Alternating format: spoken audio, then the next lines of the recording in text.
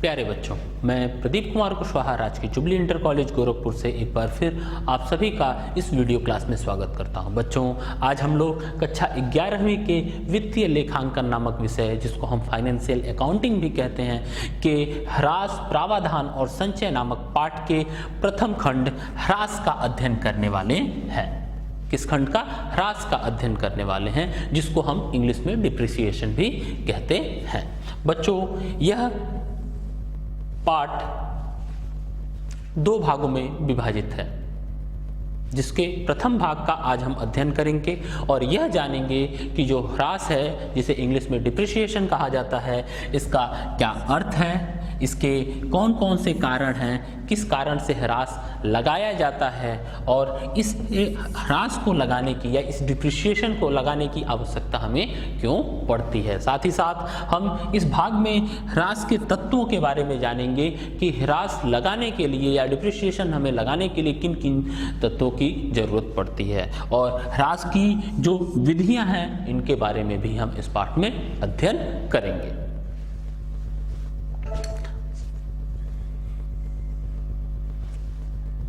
तो आइए बच्चों, हम जानते हैं कि ह्रास क्या है। प्यारे बच्चों, आप में से बहुत सारे लोग अपने घर से विद्यालय आने के लिए साइकिलों का प्रयोग करते होंगे। मान लीजिए कि आपके पिताजी ने आपके लिए 4000 रुपए की एक नई साइकिल खरीदी और इस साइकिल का उपयोग करके आप साल भर विद्यालय आते रहे।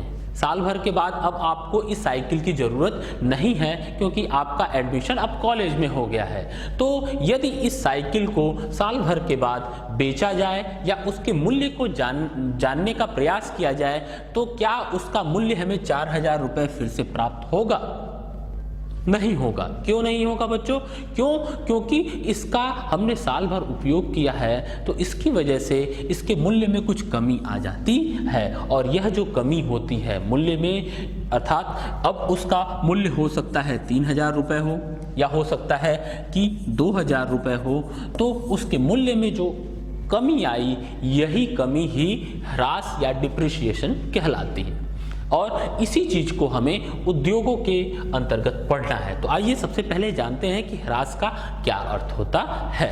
सामान्य रूप में मूल्य ह्रास का अर्थ है उपयोग, समय बीतने या अप्रचलन के कारण अस्थायी परिसंपत्ति के मूल्य में कमी आना। सामान्य अर्थों में बात करें तो मूल्य ह्रास का क्या मतलब है? मूल्य ह्रास का मतलब है कि यदि हम किसी संपत्ति का, किसी चीज का उपयोग कर रहे हैं, उसके कारण या एक समय बीतने के कारण या फिर अप्रचलित होने के कारण उसके मूल्य में जो कमी आ जाती है, वही ह्रास कहलाती है। उदाहरण के तौर पर हम अपने अगल बगल की चीज़ों में देखें तो आपके घर पे यदि पुराना फ्रिज पड़ा हुआ है, तो वो फ्रिज जब आया होगा तो नया होगा और उसकी कीमत कुछ रही होगी, लेकिन उसका उपयोग करने के कारण या फिर एक समय बीतने के कारण, जब नई तकनीकी आ गई या फिर कुछ फ्रिज की जगह कुछ अन्य चीज़ें आ जाने के कारण, अप्रचलित हो जाने के कारण आज के डेट में उसके मूल्य में बहुत कमी आई होगी और यह जो मूल्य में उसके जो कमी आई है, वही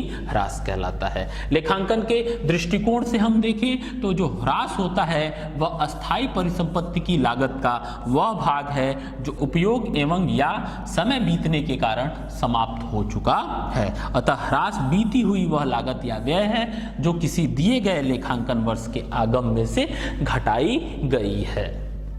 इसका क्या अर्थ हुआ बच्चों? इसका अर्थ यह हो गया कि लेखांकन में यदि हम बात करें तो ह्रास आपकी पूरी संपत्ति का, जितने में भी आपने वह संपत्ति खरीदी है, उसका वह एक भाग होता है जो उस साल के अंत में हम घटा देते हैं या उसके मूल्य में से वह हिस्सा कम कर देते हैं। कहने का मतलब है कि यदि एक किसी व्यापार में कोई संपत्ति 1 लाख रुपए की खरीदी गई, कोई मशीन 1 लाख रुपए की खरीदी गई, ठीक, और आप जानते हैं कि इस मशीन का उपयोग इस व्यापार में 10 सालों तक होना है, ठीक, तो 10 सालों तक इस मशीन का उपयोग होना है। तो जिस साल यह 1 लाख रुपए की मशीन खरीदी गई, पूरा का पूरा यह 1 लाख का खर्च हम उसी साल के लाभ हानि खाते में नहीं दिखा सकते हैं। क्यों? क्योंकि इस मशीन का उपयोग हम केवल 1 साल नहीं करने वाले हैं, इस मशीन का उपयोग हम अगले 10 सालों तक करने वाले हैं। तो अगले 10 सालों तक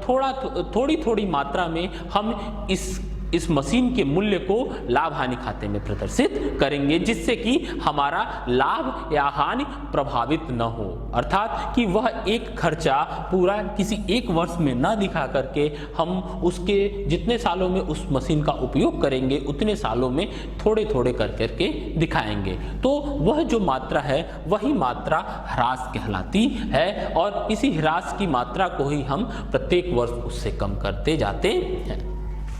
स्थायी परिसंपत्तियों की हम बात करें तो स्थायी परिसंपत्तियों के उपयोग को प्रारंभ करने के पश्चात ही इसके मूल्य में कमी आने लगती है और इसे ही ह्रास कहा जाता है। जो हमारी एसेट्स हैं, स्थायी संपत्तियां हैं, जैसे किसी उद्योग में कोई मशीन हो गई, फर्नीचर हो गए, या जो उसकी बिल्डिंग हो गई, ये सभी परिसंपत्तियां हैं। और जैसे जैसे हम इसका उपयोग जैसे ही हम इसका उपयोग प्रारंभ करते हैं वैसे ही इसके मूल्य में कमी आनी शुरू हो जाती है, और इस कमी को ही हम क्या कहते हैं? इस कमी को ही हम ह्रास कहते हैं। ये जो ह्रास है वह किस कारण से उत्पन्न होता है? जैसा कि हमने अर्थ में ही जान लिया था कुछ चीज़ों के बारे में, इसको और अच्छे से स्पष्ट समझते हैं। कुछ ऐसी संपत्तियां होती हैं जैसे मशीन हो गई, जैसे आपकी बिल्डिंग हो गई, या आपके व्यापार में कोई अन्य यंत्र हैं, उनका आप जैसे जैसे प्रयोग करते हैं उसके कार्य क्षमता में या उसमें लगे पदार्थों में क्षय और घिसावट होनी शुरू होती है, जिससे उसके कार्य करने की क्षमता भी प्रभावित होती है, और ये एक ह्रास का मुख्य कारण होता है। अगला है, कुछ ऐसी भी संपत्तियां होती हैं जिसकी एक निश्चित अवधि होती है, और उस अवधि की जैसे जैसे समाप्ति होती है, या वह अवधि जैसे जैसे समाप्त होती है वैसे वैसे उसके मूल्य में कमी आने लगती है। जैसे पेटेंट हो गया, जैसे ट्रेडमार्क हो गया। तो इन सब चीज़ों के कारण जो उसके मूल्य में कमी आती है, समय की समाप्ति के कारण उसके मूल्य में जो कमी आती है वो ह्रास का कारण बनती है। कुछ ऐसी भी संपत्तियां होती हैं जो अप्रचलित हो जाती हैं। उदाहरण के तौर पे आज के युग में आप देख लीजिए, अधिकतर लोग फोटो के कार्यों के लिए मोबाइल का उपयोग करते हैं। आपके घर में रखा हुआ कैमरा अप्रचलन के कारण उसके मूल्य में अत्यधिक गिरावट आ गई है, और वो भी ह्रास का एक कारण बनता है। इसी तरह के व्यापार में नई मशीनों के आने से, नई तकनीकी के आने से पुरानी मशीनें या पुराने जो यंत्र होते हैं वो अप्रचलित हो जाते हैं, और उसमें ह्रास उत्पन्न हो जाता है। कुछ ऐसी संपत्तियां होती हैं जिनका आप उपयोग करते जाते हैं और वह समाप्त होती जाती हैं, और उसके मूल्य में कमी आने लगती है, जिसकी वजह से ह्रास उत्पन्न होता है। जैसे जो खान होती है, जैसे कोयले की खान हो गई, लोहे की खान हो गई, यहाँ पर क्या है, जैसे जैसे उन आप संसाधनों का दोहन करते जा रहे हैं वैसे वैसे ही उसके मूल्य में कमी आती जाती है। तो इस तरह से हमने जाना कि ह्रास के क्या कारण हैं। आइए अब हम समझते हैं कि ह्रास के लेखांकन की आवश्यकता क्यों पड़ती है, क्यों हम ह्रास के बारे में इस कक्षा में पढ़ रहे हैं। अकाउंटिंग में इसकी क्या जरूरत है? अकाउंटिंग में इसकी जरूरत इसलिए है ताकि हम अपने सही लाभ हानि का ज्ञान कर सकें। बच्चों, किसी भी व्यवसाय के द्वारा लेखांकन का कार्य इसलिए किया जाता है ताकि वह वर्ष की समाप्ति पर यह जान पाए कि उसे कितने का शुद्ध लाभ या कितने की शुद्ध हानि हुई है, और उस शुद्ध लाभ और हानि को ज्ञात करने के लिए ह्रास के राशि की जानकारी आपको होनी आवश्यक है। और जब आपको शुद्ध लाभ और हानि का ज्ञान होगा तभी आप जान पाएंगे कि आपकी जो वित्तीय स्थिति है, जो हम आर्थिक चिट्ठा बनाते हैं उसमें जो हमारी संपत्तियां हैं, जो हमारे दायित्व हैं, उसकी सत्य और उचित स्थिति का पता चल पाएगा कि हमारी संपत्तियों का वर्तमान समय में या उस वर्ष की समाप्ति तक क्या मूल्य है। साथ ही साथ विभिन्न प्रकार के कंपनी अधिनियम और अन्य कानूनों के पालन के लिए भी ह्रास के लेखांकन की आवश्यकता पड़ती है।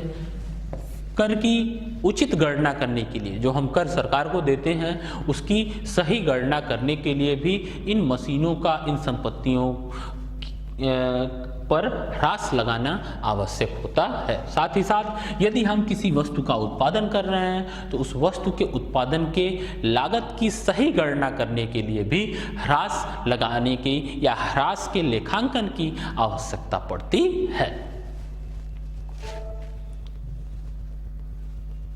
आइए अब हम जानते हैं ह्रास के तत्व कौन कौन से हैं, अर्थात वह कौन सी चीजें हैं जिनके माध्यम से हम ह्रास की गणना करते हैं, जिसमें सबसे पहला है आपका परिसंपत्तियों की लागत। सबसे पहली जो चीज आपको जाननी होती है ह्रास लगाने के लिए वो है कि आपकी जो संपत्ति है, आपने जो यंत्र, जो मशीन या जो संपत्ति ले रखी है उसकी लागत क्या है। और लागत की गणना करते समय हम केवल यह नहीं देखते हैं कि उस वस्तु को हमने कितने में खरीदा है, वह तो हमें उसकी लागत में लेना ही है। इसके क्रय मूल्य के अतिरिक्त, मतलब जो भी हम मूल्य उसमें लगाने वाले हैं, उसकी लागत में जोड़ने वाले क्रय मूल्य के अलावा यदि हमने उस मशीन को अपने व्यापार में स्थापित करने के लिए, लाने के लिए कोई भाड़ा अलग से दिया है या कोई परिवहन लागत खर्च की है या उसके इस्टेब्लिशमेंट में, स्थापना में हमने कोई खर्च किया हुआ है, तो उसकी लागत में इन सभी चीजों को जोड़ा जाता है। उदाहरण के तौर पे देखते हैं कि माना कि आपने एक मशीन खरीदी और वह मशीन की कीमत थी 1,50,000 रुपए। उस मशीन की कीमत कितनी थी? 1,50,000 रुपए। और उस मशीन को अपने फैक्ट्री तक, अपने व्यापार तक लाने के लिए आपने 20,000 रुपया भाड़े का दे दिया, ट्रक वाले को दे दिया। उसके बाद उस मशीन को निर्धारित स्थान पर लगाने, उसके पूरे सेटअप के लिए आपने मैकेनिक को 20,000 रुपए और दे दिए। ठीक, तो आपके लिए उस मशीन की लागत केवल 1,50,000 रुपए नहीं होगी, आपके लिए उस मशीन की लागत क्या होगी? 1,50,000 प्लस 20,000 प्लस 20,000, 1,90,000 रुपए वह उसकी लागत होगी। तो इस बात का हम आगे जब भी सवाल लगाएंगे तो इस बात का विशेष ध्यान रखेंगे कि मशीन के लागत को लिखते समय हम उस मशीन को के कार्य प्रारंभ करने से पहले जितने भी उस मशीन के ऊपर खर्च हमने किए हैं उन सभी को जोड़ेंगे। अगला है आपका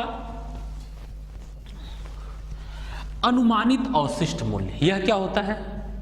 मशीन के कार्य प्रारंभ करने से पहले ही जब हम मशीन लेते हैं तो हम मानते हैं कि यह जानने का प्रयास करते हैं कि वह मशीन जब खराब हो जाएगी और हम उसको बेचेंगे तो हमें लगभग कितना रुपया मिल जाएगा। देखिए इसको, इस मूल्य से आशय परिसंपत्ति के जीवन काल के अंत में अनुमानित शुद्ध वसूली योग्य मूल्य से है।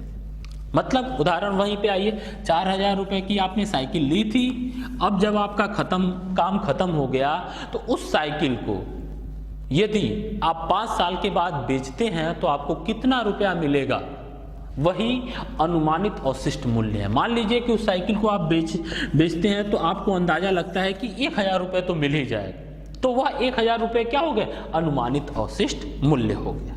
ठीक, अगला है आपका अनुमानित उपयोगी जीवन काल। मतलब कि वह संपत्ति जो आपने खरीदी है, जिसका आप उपयोग करने वाले हैं, वह कितने सालों तक कार्य करने के लायक रहेगी या आप उसका कितने सालों तक उपयोग करने वाले हैं। पढ़िए इसको, किसी परिसंपत्ति का जीवन काल सामान्यतः वह अवधि होता है जिसमें उद्यम द्वारा इसका उपयोग करने की संभावना है। यदि आप इस साइकिल का उपयोग अगले 4 सालों तक करने वाले हैं तो इसकी अनुमानित उपयोगी जीवन काल इसका 4 साल हो जाएगा। यदि आप उसका उपयोग 10 साल तक करने वाले हैं तो उसका अनुमानित उपयोगी जीवन काल 10 साल हो जाएगा। और उस 10 सालों के बाद वह कितना मूल्य हमको दे देगी, यदि उस कबाड़ को बेचते हैं तो हमको लगभग कितना रुपया मिल जाएगा, वही चीज अनुमानित अवशिष्ट मूल्य कहलाता है। आशा करता हूं कि आपको ये चीज समझ में आ गई होगी। आइए अब हम जानते हैं ह्रास की जो पद्धतियां हैं, मतलब कि हम संपत्तियों पर ह्रास किन किन विधियों से लगाते हैं। ठीक, तो उसमें विभिन्न सारी पद्धतियां, बहुत सारी पद्धतियां हैं, जैसे सीधी रेखा पद्धति है, क्रमागत पद्धति है, वार्षिक वृत्त पद्धति है, मूल्य ह्रास कोष पद्धति है या बीमा पॉलिसी पद्धति है। ठीक, लेकिन आपकी किताब के अनुसार हमें इस साल केवल इन दो पद्धतियों के बारे में पढ़ना। कौन कौन सी? सीधी रेखा पद्धति और क्रमागत पद्धति के बारे में ही हमको पढ़ना है। ठीक, तो आइए हम इन्हीं के बारे में चर्चा करते हैं। सबसे पहले देखते हैं सीधी रेखा पद्धति। सीधी रेखा पद्धति को सीधी किस्त पद्धति भी कहते हैं, या इसको हम स्थायी पद्धति भी कहते हैं। तो यह सीधी रेखा पद्धति कई नामों से जानी जाती है, और आपको आपकी किताबों में सवाल में भी कई तरह के नामों का प्रयोग करके इसका प्रयोग किया जाता है, या सवाल में कई तरह के नामों का प्रयोग करके आपको सवाल दिया होता है। तो आप इनके सभी नामों को जान लेंगे, सीधी रेखा पद्धति कहिए या सीधी किस्त पद्धति कहिए या अस्थायी पद्धति कह सकते हैं। तो सीधी रेखा पद्धति यह सबसे पुरानी और प्रचलित विधि है। यह एक सरल, पुरानी और प्रचलित विधि है, मतलब अधिकतर फर्म, अधिकतर कंपनियां, अधिकतर उद्योग इस पद्धति का उपयोग करते हैं। इसे सीधी रेखा पद्धति कहते हैं क्योंकि यदि ह्रास की राशि एवं संबद्ध समय का ग्राफ पर दर्शाया जाए तो यह एक सीधी रेखा बन जाएगी। मतलब यदि ह्रास की जो राशि है और उसका जो समय है उसको हम ग्राफ पर दर्शाएं तो यह एक सीधी रेखा बना करके दिखाई देता है।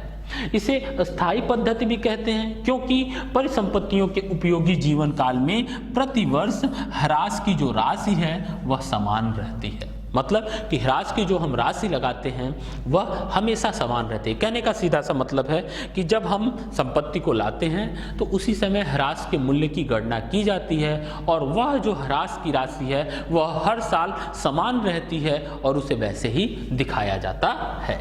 बच्चों, हम इसको समझते हैं। देखिए, नीचे आपके साल दिए हुए हैं 2019, 2020, 2021, 2022, ऐसे 4 सालों में हमने दिखाया हुआ है, और इधर डिप्रिसिएशन की जो राशि है वह लिख दी गई है 5,000, 10,000, 15,000, 20,000, 25,000, ये ग्राफ पे। अब पहले वर्ष 2019 में उस संपत्ति पर जो डिप्रिसिएशन लगाया गया वह कितना है? 20,000 रुपये। दूसरे वर्ष भी 20,000 रुपये, तीसरे वर्ष भी 20,000 रुपये, चौथे वर्ष भी 20,000 रुपये। अर्थात इसमें ह्रास की जो राशि है उसमें किसी भी तरह की कोई कमी नहीं आ रही है। एक बार जो हमने ह्रास की राशि निर्धारित की है वही ह्रास की राशि हर वर्ष लगाई जा रही है, इसलिए इसे सीधी रेखा पद्धति भी कहते हैं। अर्थात इसका जो ग्राफ बन रहा है वो सीधा है। अब इस सीधी रेखा पद्धति में हमें ह्रास की गणना करनी होती है, हमें डिप्रिसिएशन की यदि गणना करनी होती है तो कैसे करते हैं? तो उसके लिए एक फार्मूला है, एक सूत्र बनाया गया है। क्या है कि ह्रास बराबर होता है परिसंपत्ति की लागत। अर्थात आपको उस संपत्ति को खरीदने में, उसे शुरू करने में आपने उस पर कितना पैसा लगाया, वह लागत, उस लागत से अनुमानित अवशिष्ट मूल्य क्या कर दिया जाता है? घटा दिया जाता है। मतलब कि जब उसका उपयोग आप खत्म कर देंगे, मतलब कि आप उसका प्रयोग बंद कर रहे हैं, तो वो जो अवशिष्ट है या वो जो संपत्ति बची हुई है उसका क्या मूल्य आपको मिलने वाला है, और अनुमानित जीवन काल उसका कितना है। अनुमानित जीवन काल का क्या मतलब हो गया कि वह कितने सालों तक काम आएगा। इसको हम एक उदाहरण से हम लोग समझेंगे तो अच्छे से समझ में आएगा।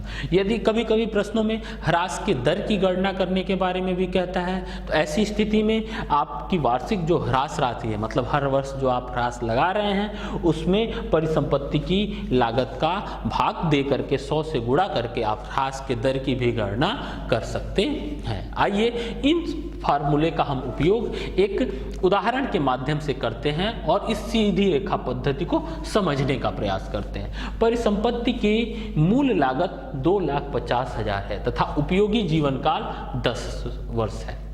अर्थात उस संपत्ति को कितने में खरीदा गया? 2,50,000 रुपए में हमने खरीदा। ठीक, और उसका उपयोगी जीवन काल कितना दे दिया गया, मतलब कि उसका जो जीवन काल है अर्थात उसको हम लोग अगले 10 वर्षों तक प्रयोग करने वाले हैं। 10 वर्षों तक उस संपत्ति का हम उपयोग करने वाले हैं। और अवशिष्ट मूल्य अर्थात 10 वर्ष की समाप्ति के बाद जब हम उसको बेचेंगे तो हमें कम से कम 50,000 रुपये उसके मिल जाएंगे। तो यह हो गया आपका 50,000 रुपये अवशिष्ट मूल्य।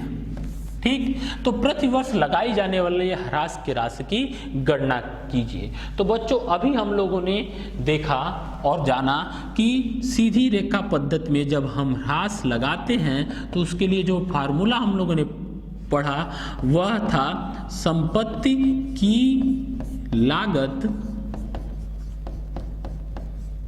माइनस अवशिष्ट मूल्य बटा संभावित जीवन काल। तो यदि हम इसे हल करें तो क्या हो जाएगा, 2,50,000 माइनस अवशिष्ट मूल्य कितना दिया हुआ है आपका, अवशिष्ट मूल्य का अनुमान 50,000 रुपये, और हम जीवन काल हमने कितना ले लिया 10, तो ये कितना हो गया आपका घटाने पे 2 लाख बटा 10, अर्थात कि हम प्रत्येक वर्ष 20,000 रुपये ह्रास के रूप में अपनी पुस्तकों में दिखाएंगे और इस तरह से हम ह्रास की राशि की गणना कर सकते हैं। ठीक, आइए अब हम जानते हैं क्रमागत पद्धति। बच्चों क्रमागत पद्धति को ही ह्रासमान शेष पद्धति भी कहते हैं। इसे क्रमागत ह्रास पद्धति भी कहते हैं या क्रमागत शेष पद्धति भी कहते हैं। इसमें ह्रास के राशि की गणना प्रत्येक लेखांकन अवधि के प्रारंभ में दिए गए परिसंपत्ति के मूल्य पर पूर्व निर्धारित अनुपात प्रतिशत से की जाती है। अर्थात पहले ये निर्धारित कर लिया जाता है कि कितने प्रतिशत हमको प्रत्येक वर्ष ह्रास लगाना है। ठीक, और उसी ह्रास के प्रतिशत के हिसाब से प्रत्येक साल वस्तु का या संपत्ति का जो मूल्य है उस मूल्य पर हम उतने % का ह्रास लगाते हैं। यह पद्धति इस अवधारणा पर आधारित है कि व्यवसाय को होने वाला लाभ संपत्ति के पुराने होने के साथ घटता जाता है। मतलब जैसे जैसे संपत्ति पुरानी होती जा रही है वैसे वैसे उससे हमको मिलने वाला लाभ भी कम हो रहा है, इसीलिए ह्रास की जो राशि है वह भी कम होते जानी चाहिए। आयकर अधिनियम कर की गणना में इसी विधि को स्वीकार करता है। जो आयकर अधिनियम है वह कर की जो गणना की जाती है वह इसी विधि से स्वीकार करता है। इसको यदि हम ग्राफ के माध्यम से समझने का प्रयास करें तो बच्चों ये देखिए, ये ग्राफ है और इसमें भी नीचे साल दिए गए हैं। यहाँ पे 2019, 20, 21, 22 आप कोई भी साल ले सकते हैं और इधर डिप्रिसिएशन अर्थात ह्रास की जो राशि है वह लिखी गई है 5,000, 10,000, 15,000, 20,000, 25,000। तो यहाँ पे देखिए जो ह्रास लग रहा है वह 2019 अर्थात पहले साल उस संपत्ति पर 20,000 रुपये ह्रास के तौर पर लगाए गए, परंतु दूसरे साल उसके मूल्य में कुछ कमी आ गई अर्थात ह्रास की जो राशि है वो कम होने लगी। तीसरे साल ह्रास की राशि और कम हो गई, चौथे साल ह्रास की राशि और कम हो गई। तो इस तरह से उसमें निरंतर कमी होती जा रही है, इसलिए इसे क्रमागत ह्रास पद्धति या क्रमागत शेष पद्धति भी कहते हैं। आए समझ में? अभी जब हम इस पे उदाहरण देखेंगे तो ये चीजें आपको और अच्छे से स्पष्ट हो जाएंगी। देखिए क्रमागत पद्धति पर उदाहरण, परिसंपत्ति का मूल्य 2 लाख है तथा इस पर ह्रास क्रमागत पद्धति के अनुसार 10% प्रति वर्ष की दर से लगाया जाता है। कितने %? 10% प्रति वर्ष की दर से लगा रहे हैं। ठीक, तो अब देखिए पहले साल उस संपत्ति का मूल्य कितना था 2 लाख रुपए और उस पर 10% की हिसाब से यदि हम ह्रास लगा रहे हैं तो वह कितना हो गया 20,000 रुपये हो गया। ठीक है, 20,000 रुपये हमने ह्रास लगा दिया। तो साल के अंत में जब उस मशीन का या उस संपत्ति की हम का मूल्यांकन करेंगे तो वह साल के शुरुआत में 2 लाख का था, लेकिन साल के अंत में जब उस पे 20,000 रुपये हमने ह्रास के घटा दिए तो मतलब उस वर्ष की समाप्ति पर उसका मूल्य कितना हो जाएगा? 1,80,000 रुपए।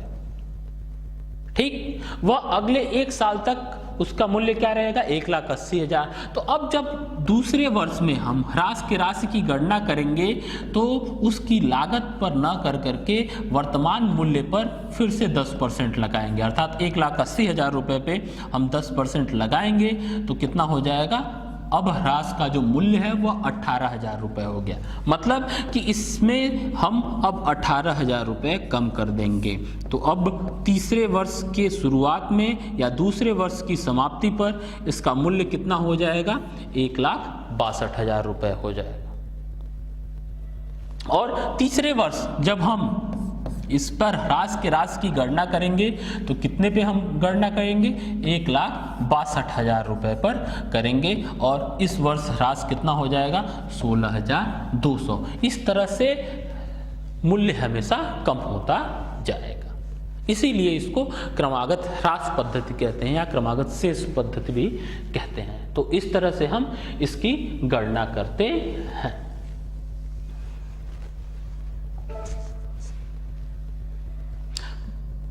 बच्चों, अब इस वीडियो क्लास के अंत में हम जानते हैं कि आज हमने क्या क्या पढ़ा। हमने पढ़ा कि ह्रास क्या है, तो परिसंपत्तियों के प्रयोग से, अप्रचलन से या घिसावट के कारण उसके मूल्य में होने वाली कमी जो होती है वह ह्रास कहलाती है। साथ ही साथ हमने ह्रास के कारणों के बारे में जाना कि उसमें क्षय या घिसावट की वजह से, अप्रचलन की वजह से, समय की समाप्ति के कारण या संपत्ति की समाप्ति के कारण ह्रास उत्पन्न होता है। हमने इसकी आवश्यकता के बारे में जाना कि कर की गणना करने के लिए, लागत की गणना करने के लिए, सही लाभ हानि ज्ञात करने के लिए हमें ह्रास की आवश्यकता पड़ती है। और आज हमने इनके 2 पद्धतियों के बारे में, सीधी रेखा पद्धति और क्रमागत पद्धति के बारे में भी जाना।